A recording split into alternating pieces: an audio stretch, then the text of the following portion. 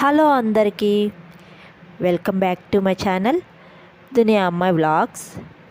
ఈరోజు recipe capsicum bajji అండి. Capsicum bajji లంచ్లోకి కానీ పిల్లలకి స్నాక్స్గా కానీ చేసుకుంటే చాలా బాగుంటుంది. ఈ క్యాప్సికమ్ని బాగా వాష్ చేసి ఫోర్ పీసెస్గా కట్ చేసుకోవాలి. మీకు ఇంకా చిన్న పీసెస్గా కావాలంటే కట్ చేసుకోవచ్చండి. ఈ క్యాప్సికమ్ని నేనైతే 4 పీసెస్గా కట్ చేసుకున్నాను. చూడండి, వీడియోలో చూపిస్తున్న విధంగా కట్ చేసుకోవాలి. తర్వాత శనగపిండి జల్లిపట్టి తీసుకోవాలండి. శనగపిండిని క్యాప్సికమ్ బట్టి తీసుకోవాలి. తర్వాత రుచికి తగిన సాల్టు, కొద్దిగా రెడ్ చిల్లీ పౌడరు, పసుపు కొద్దిగా, తర్వాత కొత్తిమీర, కరివేపాకు, కొద్దిగా వాము క్రష్ చేసి వేసుకోవాలండి. ఇది క్రష్ చేసి వేసుకుంటే చాలా బాగుంటుంది.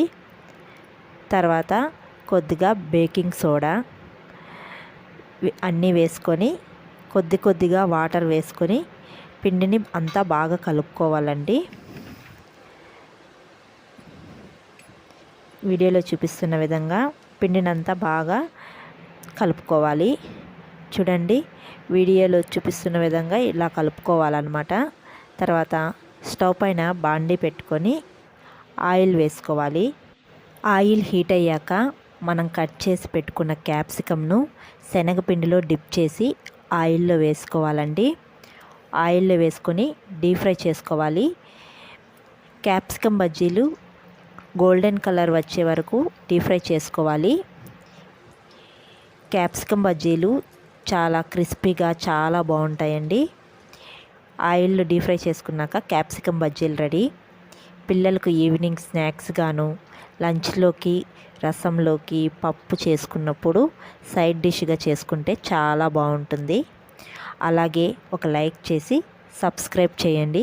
నేను పెట్టే వీడియోస్ మీ వరకు రావాలి అంటే బెల్ ఐకాన్ని క్లిక్ చేసి ఆల్ అనే సింబల్ను ప్రెస్ చేయండి. మరొక వీడియోలో మరొక రెసిపీతో కలుద్దాం. Thanks for watching. బాయ్.